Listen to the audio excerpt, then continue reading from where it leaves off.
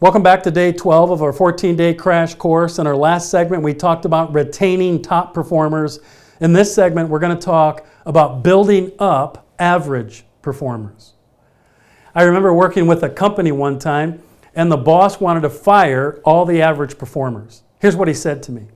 I want a company that's only filled with top performers. I'm like, whoa, time out there, big guy. And if you're a pastor of a church, it's the same problem. You want all top performers. Listen, wouldn't that be great? Wouldn't it be great if all we ever had were top performers in every organization?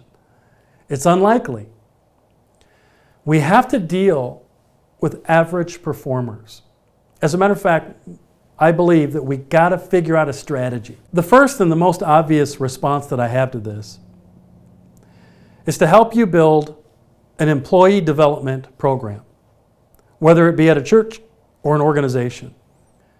I used to look at some of my average performers and I would watch them no matter what field, and I managed hundreds of people over the years in many different various types of vocations.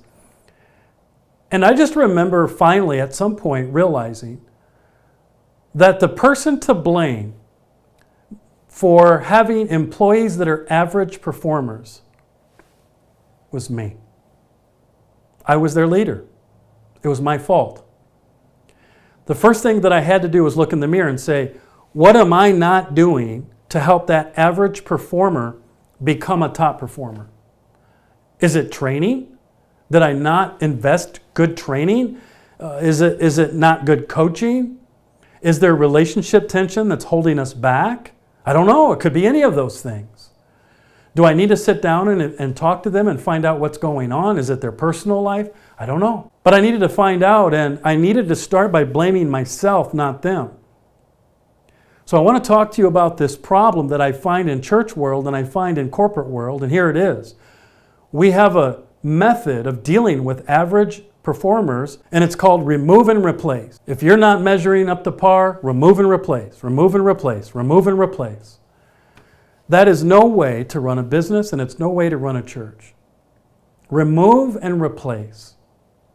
I believe that is selfish. I believe it's the cheap way out, the easy way out. I think a good organization sets up a place where it's safe for you to take average performers, develop them, and train them, and encourage them, and give them some kind of a path to become top performers. I mean, listen. Did you start out a top performer? Did you come out of the womb a top performer? We all had some kind of a sliding scale. Somebody invested in me, somebody invested in you. And so we must give grace, but we also must have some kind of strategy. I argue that most average performers could become top performers if given a roadmap. And so that's what I help you with. That's what I help organizations with. Let's take a look at it. Certainly, you've already got your top performers that I want you to stay close to, but I also want there to be some kind of a development plan for the average performers to become great. Hey, in our next segment, we're going to talk about removing non-performers. And there is a time and a place to remove. There is a proper way to do it so that you don't break the morale of the organization. We're going to talk more about that in the next segment. I look forward to seeing you soon.